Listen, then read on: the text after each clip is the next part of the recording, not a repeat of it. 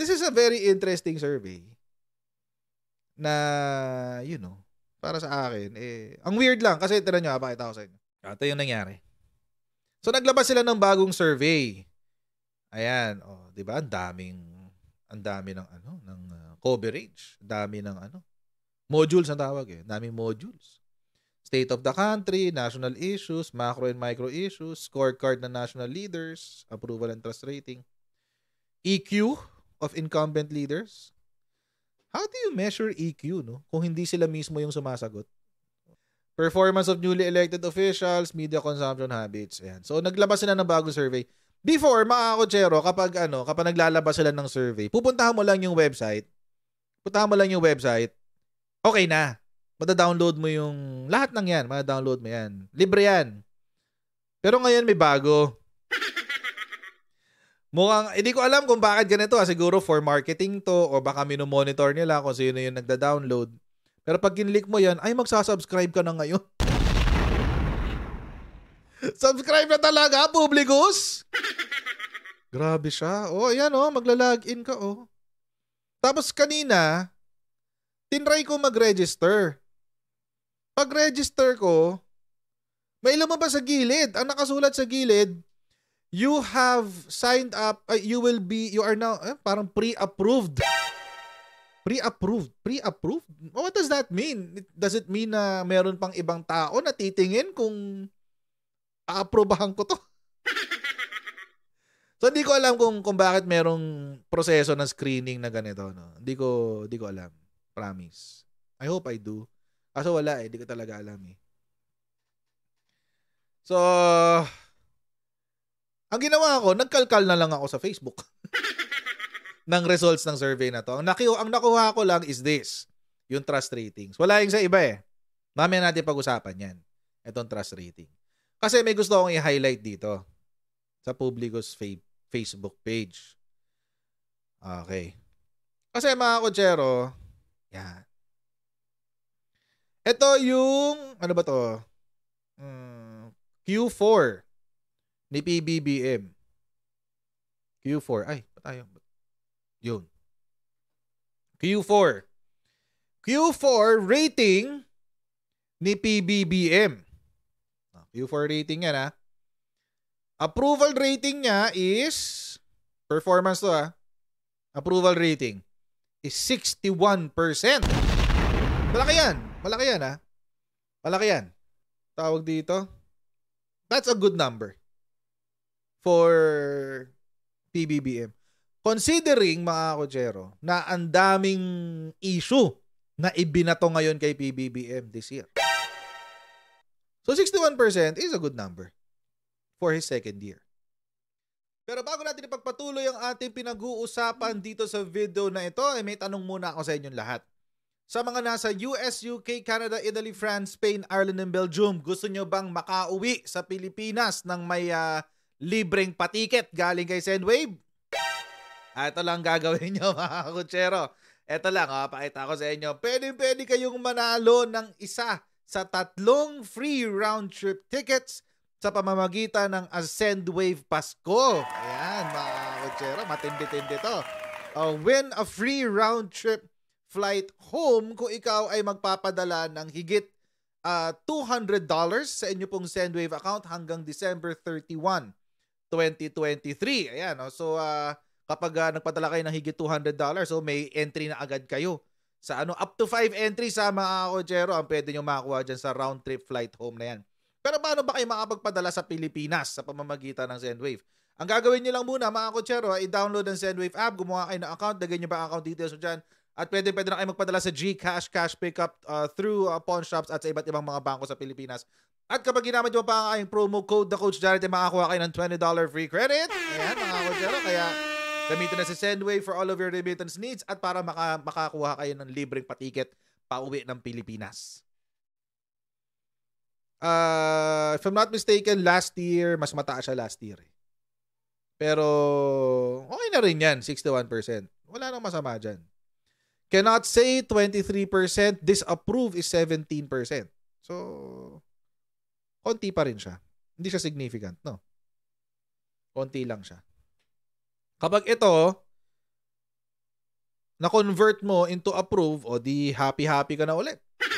Pwede na yan. Pwede na yan, di ba? Tapos, mga kotsero, next is yung most pressing national issue that is affecting the overall performance of President Ferdinand Marcos. Inflation. Agree naman ako dito, mga kotsero. Yung taas talaga ng presyo ng bilihin ang number one. Agree ako dyan. Agree ako dyan. Kasi, yun naman talaga ang primary issue this year. Napakamahal. Maski ako, dama ko siya eh. Yung budget namin dati na pangpagkain, this year, naramdaman ko talaga kailangan kong dagdagan. Kulang.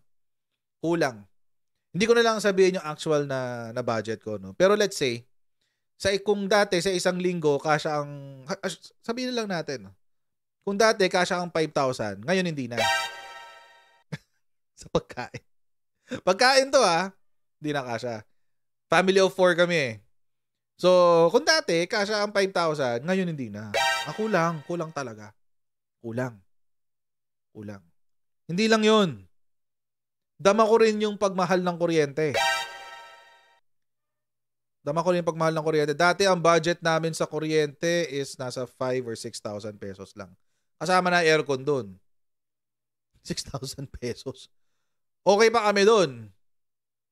Mga kotsero, ngayon ang kuryente namin, pinaka-latest ko na binayaran, 17,000. Gusto ko magwala eh. Pwede po bang magwala?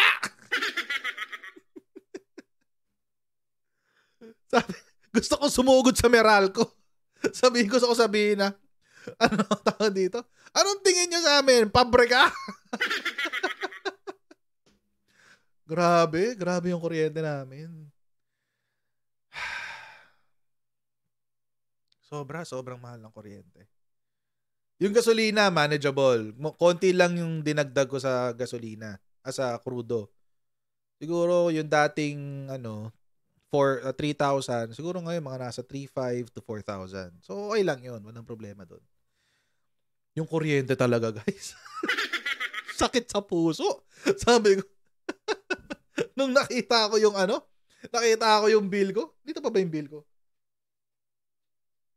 Wala dito yung bill ko. Nung nakita ko yung bill ko, gusto ko talaga magwala, promise.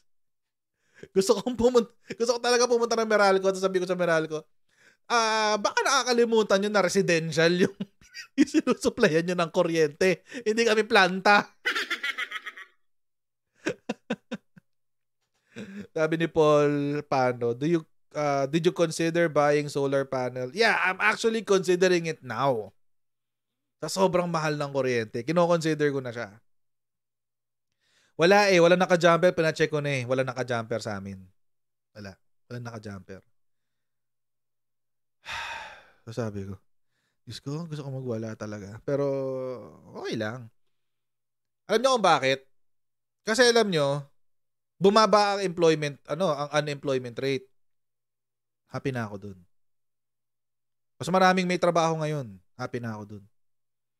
Tapos, unti-unti na rin bumababa ang inflation. No? Nung last time was 8%. Ngayon is at 4 point something percent. I forget. But, yun yung huling announcement ng NEDA. So, okay na rin yun. Happy na ako dun. At least, yung mga measures na ginagawa ni PBBM is starting to take effect. Nagkakaroon na epekto. So, para sa akin, kahit medyo personally, aray, pero, ang importante, ako naman personally, I can afford it. So, okay lang. Kaya ko naman eh. And even kahit medyo ganun kamahal, meron pa rin ako savings. So, okay lang. Hindi na nga lang ganun kalaki yun na itatabi ko every month. Pero may naitatabi pa rin, kumbaga. So, pwede na rin siguro. Tapos ngayon, may measure pa na i-cancel na yung i-implement na pala yung jeepney modernization. So that for me that's a big improvement. Although kontra si Grace po diyan. Sa akin, it needs to be done. Kailangan nang gawin 'yan eh. Kasi ako walang problema sa akin, may sasakyan ako. Komportable ako, safe ako, secure ako. Paano yung mga ibang Pilipino na walang sasakyan? 'Di ba? Nagtitiis sila sa mga napakapangit na public transport. Wag naman ganun. Gusto natin i-improve na natin ang buhay ng um, mga manggagawa lalo na. Itaas naman natin ang antas ng buhay ng lahat. 'Di ba? So, yun. May law school ka pa. Oo nga, mahal ng gasto sa law school. Alam niyo ba magkano isang libro sa law school? Mahina na ang 3.5. Mahina na ang 2.5 pala. Sa libro. Tapos, every term, 3 subject lang. So, 3 libro uli yun. Ay, shucks. Anyway. So, yun. So, most probably, more or less, medyo happy naman ako sa naging performance ni PBBM. I'm one of the 61 people. Ngayon, mga kotsero, kulang to kasi wala pa yung kay VP Sara. Tingnan, 2009 na to. Ito, wala pa yung kay VP Sara, yung performance rating niya. Wala pa yung ganito niya. Hindi ko alam kung bakit. Dapat sinabay niya na to publicos eh. Dapat sabay. Hindi pwedeng isa-isa lang. Kasi yung inuna nila yung kay PBBM lang. O yan, 9 hours ago pa. 1 PM nila in-upload. Yung kay VP Sara, ito lang yung ano niya. Tapos 7 hours ago. 5 PM na in-upload. Huwag naman ganito. Talaga si Publicos na pagkahalataan kayo masyado. Alam naman namin na DDS kayo, pero di ba? Sana pinagsabay nyo para nako-compare and contrast agad. So wala dito yung performance, yung approval rating niya, wala pa. Yung nakuha ko yung ano niya, yung what do you call this? Trust rating na mamaya pag-uusapan natin kasi medyo mabigat yung trust rating. Pero kay VP Sara, ang pinaka malaking problema niya sa admin sa current situation niya ngayon ay yung usapin ng intelligence and confidential funds for OVP at DepEd. So, mukhang laki ng laki ng impact nung controversy ng intelligence and confidential funds. Alam niyo kung bakit? Hindi yan dahil sa tawag dito siguro dahil alam din to ng Congress or ng lower house. Pero kasi pag usapin kasi ng pera. Pag usapin ng pera at sinabi mo na confidential or unprogrammed, automatic sa ating mga Pilipino na ay kurakot. Automatic sa atin yan eh. So yun yung sinalsal ng pardon my terminology, pero yun kasi yung kung paano gamitin ng media. Sa ganoong paraan sinalsal ng lower house yung issue para masiraan si VP Sara. Not only that, ngayon may bago silang drama na sobrang tahimik daw ni VP Sara sa usapin ng West Philippine Sea. Which is true. So ginagamit ngayon ng tawag dito ng mga tao na gustong siraan si VP Sara. Number 1, ginamit nila yung natural distrust of Filipinos sa mga lihim, sa mga sikreto. Tayo mga Pilipino, may natural distrust tayo dyan eh. Di ba pag sikreto parang, ay grabe, di ba? Ba't ganun? Ba't kailangan yung sikreto? Ganyan. But again, mga kutsero, I'm not criticizing si VP Sara doon. What I'm saying is, ako, sa utak ko, that is legal. Yung confidential funds niya, tsaka intelligence funds. Sa utak ko. Kasi naiintindihan ko yung sistema nun. Pero hindi lahat ng Pilipino nakakaintindi dun. Di ba? Hindi lahat ng Pilipino nakakaintindi dun. So, medyo malaki yung impact nung confidential funds. And ngayon nga they're harping on ang bagong ang bagong pinopromote, quote-unquote, ay yung silence ni VP Sara sa West Philippine Sea. Which also is very close to the hearts of many Filipinos. Kasi alam niyo naman, 'di ba, pinalaki tayong lahat na hindi nagpapasakop, wag tayong magpasakop kung sa kahit sinong banyaga, etc., etc. Tapos 'di ba? Ganun yung positioning ng Batikos ngayon kay VP Sara. So next year, hindi ako magtataka kung dadagdag dito yung West Philippine Sea. Hindi ako magtataka.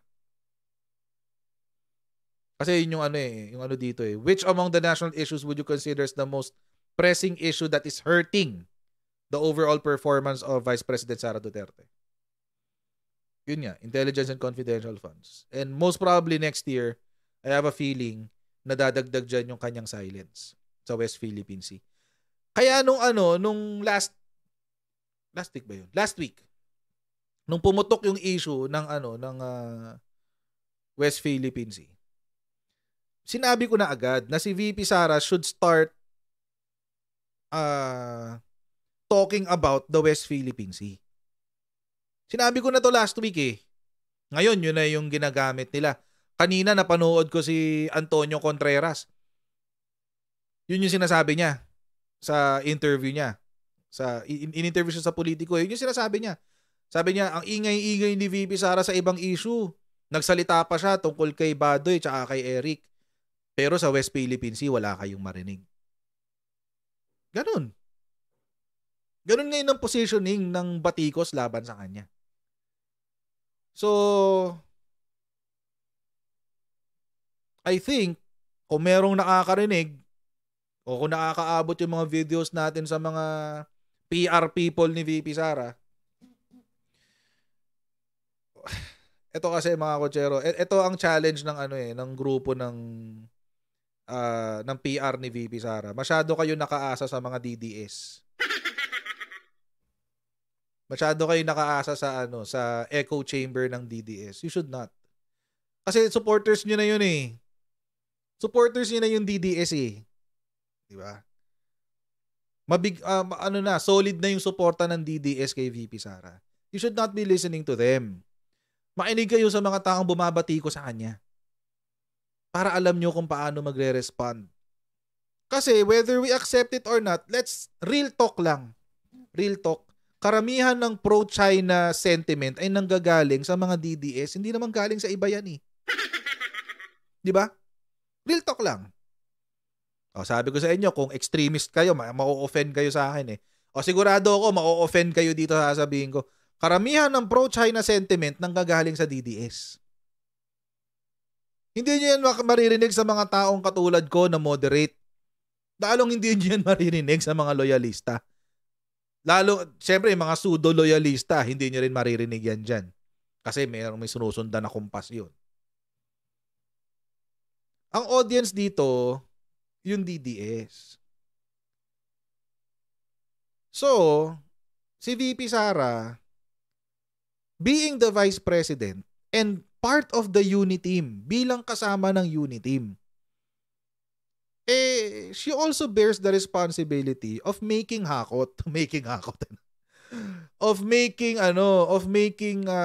making sure that yung mga DDS are also supportive of the of the policy of the administration. Kasi hindi naman siya opposition administration siya Tulad niyan, hindi man ako DDS pero I support VP Sara. Tapos hindi ko marinig sa kanya yung mahalin natin ang Pilipinas, lalo na sa usapin ng West Philippine Sea. She doesn't have to speak of dapat ganito yung stand natin, etc., etc. No. She just has to echo kung ano yung stand ng Pilipinas sa West Philippine Sea. Lalong-lalo na sa mga supporters niya.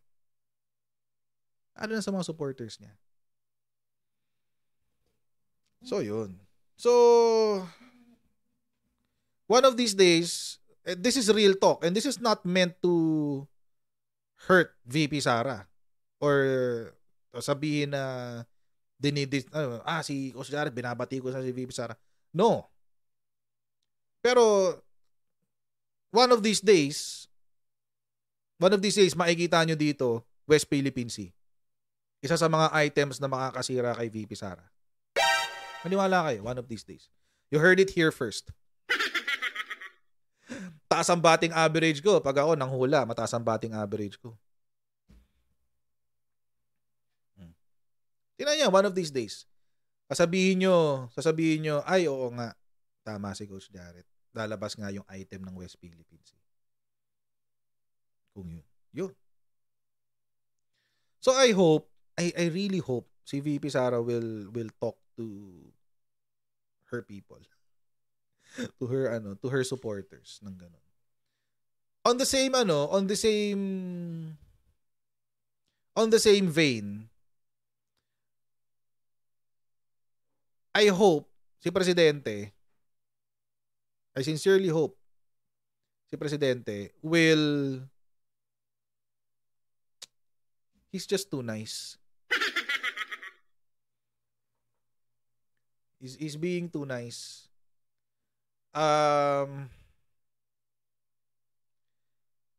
need to see him. Siya. Hindi ko kailangan makita si Martin Romualdez.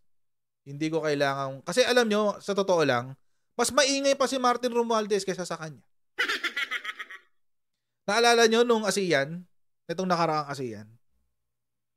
Ano nangyari? May malaking pirmahang naganap. Yung ASEAN sa US? Ay, OPEC. OPEC ba yun? Is it OPEC? I think it's OPEC. Nag-OPEC, may malaking pirmahan na ganap sa US kasama mga business people sa Amerika.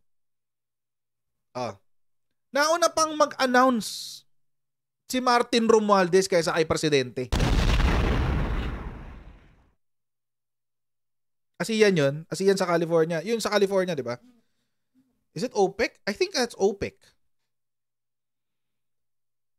Or whatever. ASEAN or OPEC. Diba?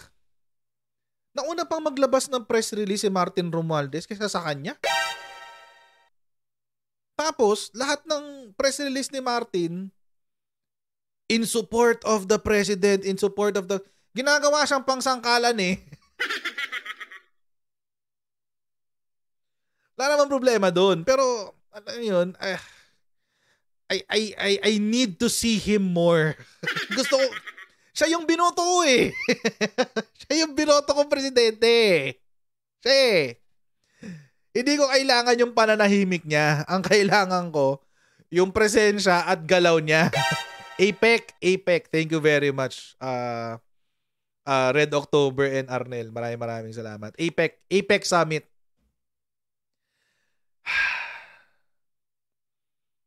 Ay, may na-super chat ba? Sino na super chat? Si 2J3E. Thank you very much 2J3E sa super chat. God bless. Hindi ko nakita. Sorry. Ngayon ko lang napansin. Ano yung OPEC? APEC nasa utak. Sorry na, tao lang. Anyway, going back. Kailangan ko siyang makita. He needs to be more visible. Actually, meron nga ako nakitang post. Nakakatawa yung post, kung tutuusin. Asa na yun? Andito pa ba siya? Sana andito pa siya. Kasi hindi ko siya tinanggal eh. Ay, nawala. Wait, hanapin ko lang ah. Pakita ko sa inyo ah. Kasi ito yung saktong nasa isip ko. Hindi ko alam kung actual quote to ah. Hindi ko pa nakikita kasi nakita ko lang tong picture. So hindi ko pa napapanood kasi yung departure speech. But, nung pinost ito, naka-quote. So, I'm assuming na ito yung sinabi ni Presidente. The only person we see on television anymore, Speaker Martin Romualdez. Your life is not exciting enough. You have to find other pursuits to keep you occupied. Yun ang sinasabi niya. Sabi, palaging nasa TV. That's a sarcastic comment na parang palagi kang nasa TV. So, actual to, sinabi talaga to. Pinoys. Diba? Kung sinabi niya talaga to, this is a sarcastic comment. Hindi ba to mapipick up ni Martin Romualdez? Puro na lang ikaw nasa TV. Gawa ka nga ng ibang bagay na pwede mong pagkabisihan. Diba? Yun yung sinasabi ko, mga kotsero.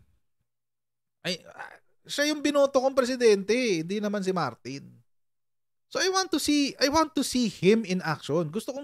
Ayoko na siyang makita sa isang opening ng kung anumang, ayoko na siyang makita ng sa mga seremonya, sa opening ng ganitong planta, sa graduation ng ganitong school, unless it is PMA, kasi PMA, anything related to national security, sige, go siya dyan. Kailangan niya yan. Pero, diba? Huwag ka nang pumunta sa mga kadiwa, diba? I want to see my president in action. Yung talagang work niya. Nakakatawa talaga. Nakakatawa tong comment na to ni Presidente. Kung hindi na pick up to ni Speaker Martin na nagpapaka-sarcastic sa kanya si Presidente. Kasi kailangan natin siyang makita, kailangan natin siyang maramdaman, kailangan nating maramdaman yung asenso na kiniklaim nila. 'Di ba? Kailangan bumabayan sa level nating mga slap soil. Actually, may nagsabi kanina, may article na wala nga daw si VP kanina, which is unusual. This is unusual. Wala si VP. This is the first time na hindi ko nakita si VP sa departure address ni Presidente. So what's going on? Hindi natin alam. Pero puntahan natin trust rating bago tayo mag-move on. Puntahan natin trust rating. Ayoko mag-focus kay Zubiri, kay Romualdez, sa Egismundo. Wala akong masyadong interes sa kanila. Ang interest ko na kay Presidente at na kay BP. Yan ating survey. Ito, trust ratings na to. Trust ratings. Overall, ang trust rating ni Presidente, 48% ang may tiwala sa kanya. High trust. High trust. 48% ang high trust. 48% ang high trust, 31% ang moderate trust, 21% ang no trust. 21%. Which is an improvement.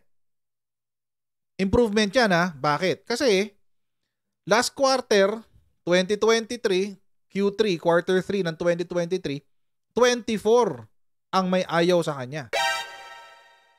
So, ngayon, 21 na lang. So far, si Presidente is slowly gaining the trust of the people again. Siguro nga dahil nararamdaman na nila yung pagbaba ng what do you call this? Yung improvement nga, pagbaba ng mga unemployment rate.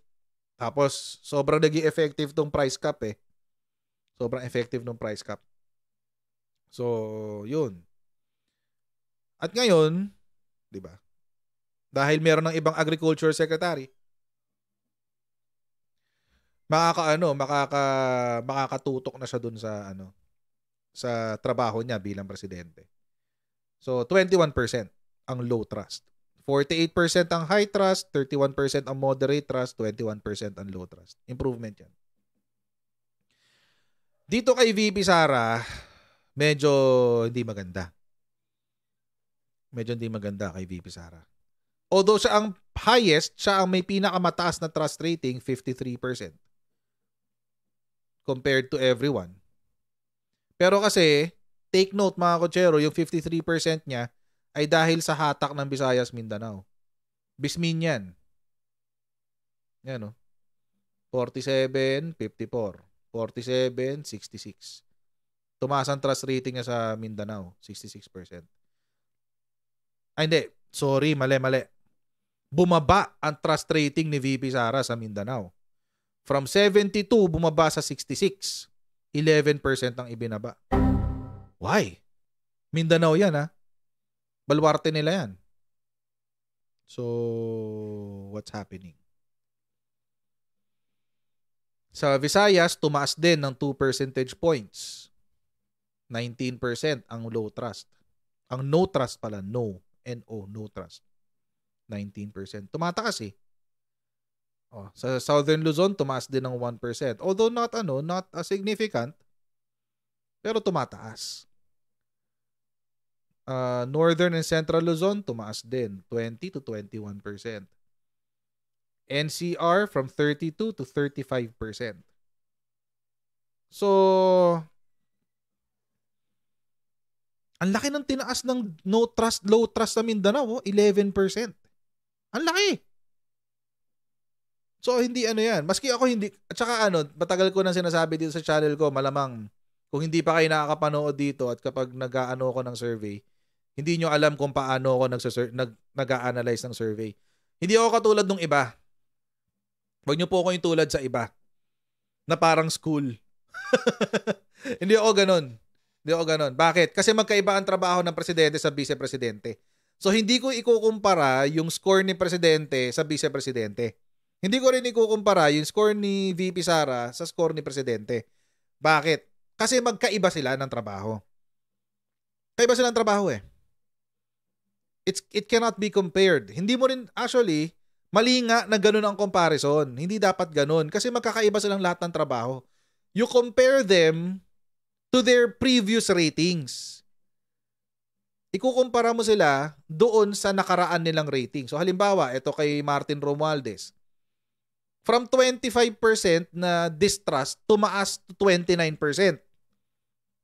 Tapos, bumaba, from 29%, bumaba yung to 25% yung kanyang high trust. So, ibig sabihin, mas marami ngayon ang hindi nagtitiwala kay Martin Romualdez. That's how you interpret this. Hindi mo to i-interpret na parang parang ang teacher sa school. Tayo yung nasanay ng ganun. Tayo. Pero hindi dapat ganun yun. Hindi ganun interpretation dito. Ang interpretation dito is yung kung ano yung rating niya nung nakaraan. Kaya kung titingnan nyo dito, yung rating ni VP Sara nung nakaraan, Q3, quarter 3, 21% ang distrust. 21%. Tumaas yan from 17%. 17% naging 21% na ngayon ay 23%.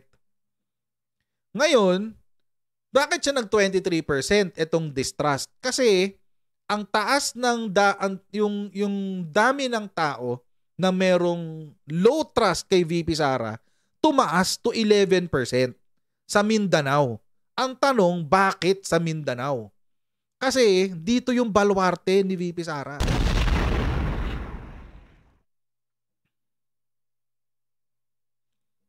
Dito yung baluarte ni VP Sara. So, kung titingnan nyo naman yung kay Presidente, iba, baliktad. Yung kay Presidente, dati, quarter 3, 47% siya. Naging 48 yung high trust. Hindi naman significant kasi 1% lang. But nonetheless, it is still 1%. Tumaas pa rin. Pero yung kanyang distrust o low trust, 24% nung nakaraan. Bumaba to 21%. Ibig sabihin, mas kumonte ang walang tiwala kay President Bongbong Marcos. Bakit? That's my question. Bakit magkaiba yung trend kay VP Sara at saka kay Presidente? Kay VP Sara, pababa. Kay Presidente, pataas. Pareho natin silang binoto. Yun yung question mark ngayon dyan. Yun yung question mark dyan.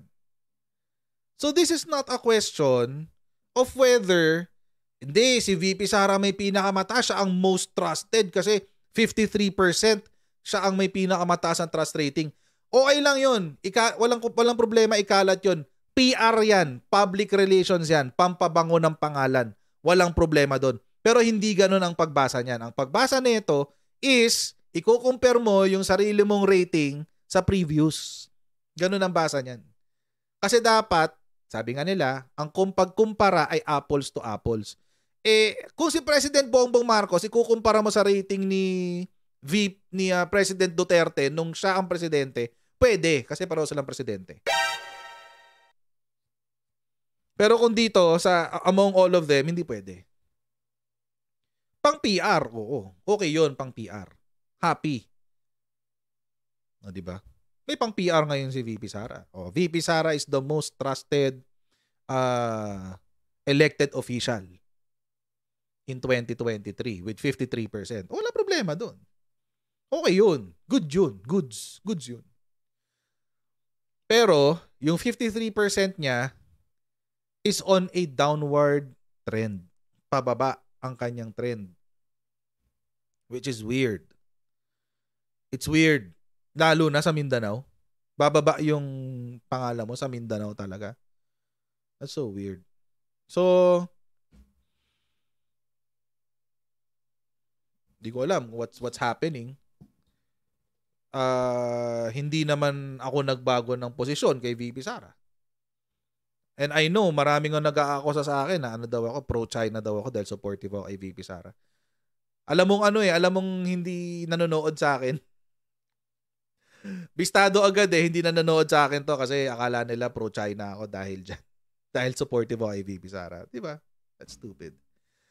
But anyway, so hanggang dito lang po muna tayo mga kotsero ha. Pasensya na, nag-overtime tayo ng 30 minutes.